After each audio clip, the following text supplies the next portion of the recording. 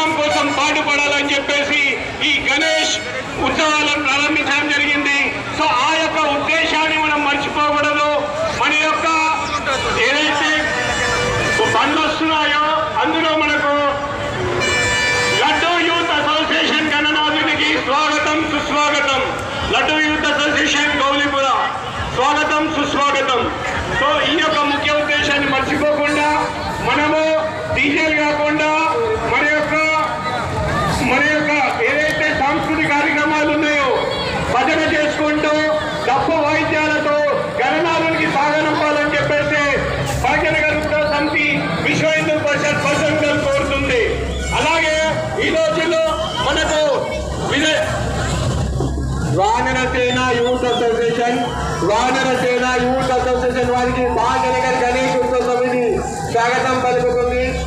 నవీన్ గారికి వారి మిత్ర బృందానికి భాగ్యనగర్ గణేష్ ఉత్సవ సమితి స్వాగతం సుస్వాగతం. గోల్కొండ నవీన్ వారి మిత్ర బృందానికి స్వాగతం సుస్వాగతం. బంగారి కిరీటం మరియు బంగారి పాదాలు బంగారి చేతులు వారికి ఎంతో బంగారు దంతాలు ఎంతో వైభవంగా నవరాత్రులు పూజలు అందుకొని వినాయక సాగర్ వైపు బయలుదేరిన గణనాథునికి భాగ్యనగర్